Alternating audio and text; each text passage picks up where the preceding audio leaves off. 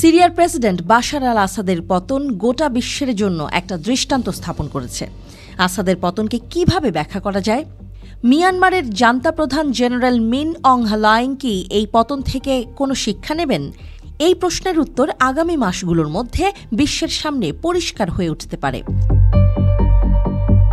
আসাদ ও মিন অং Hlaing উভয়ের শাসন ব্যবস্থার মাঝে অদ্ভুত মিল রয়েছে, কিন্তু আসাদের যে ভুলগুলো তার শাসনকে শেষ করেছে সেগুলোর পুনরাবৃত্তি কি মিয়ানমারের শাসকরা করবেন? আসাদ প্রথমে সিরিয়ার শাসক হিসেবে অনেক শক্তিশালী ছিলেন। তার হাতে ছিল অভ্যন্তরীণ ও বৈশ্বিক শক্তির সাপোর্ট।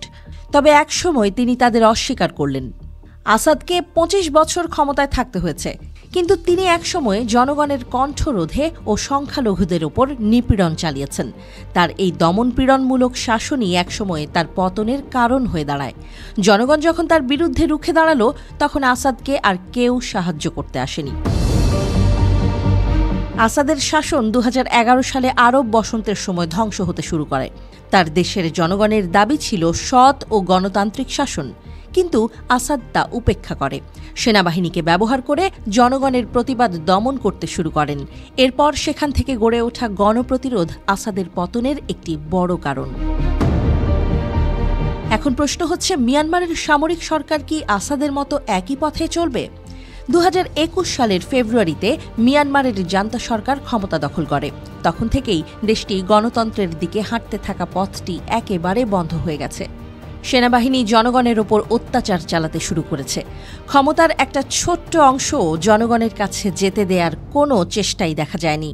মিয়ানমারের জনগণের বিরুদ্ধে সেনাবাহিনীর অত্যাচারের মাত্রা দিন দিন বেড়েই চলেছে।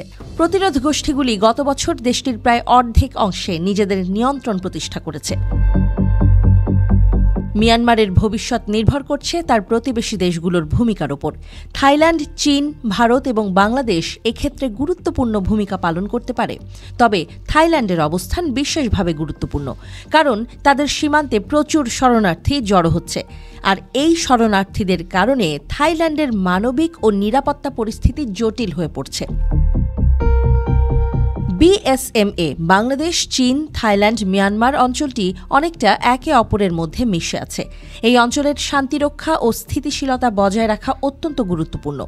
থাইল্যান্ড আর চীন দুই দেশই মিয়ানমারের সামরিক সরকারের সঙ্গে যোগাযোগ রেখে চলছে, কিন্তু তারা কি পরিস্থিতির কোনো পরিবর্তন আনতে পারবে? ভারতও মিয়ানমারের সংকটে এক গুরুত্বপূর্ণ অংশীদার। ভারতের নিজের নিরাপত্তা উদ্বেগ মিয়ানমারের পরিস্থিতি নিয়ে দিল্লিকে একটি নতুন কৌশল তৈরি করার দিকে নিয়ে যেতে পারে।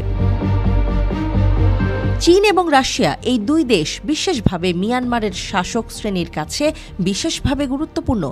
চীন মিয়ানমারকে একটি শক্তিশালী অর্থনৈতিক ও নিরাপত্তা অংশীদার হিসেবে বিবেচনা করে, তাই তারা মিয়ানমারের সংকট সমাধানে আরও বেশি সক্রিয় হতে পারে।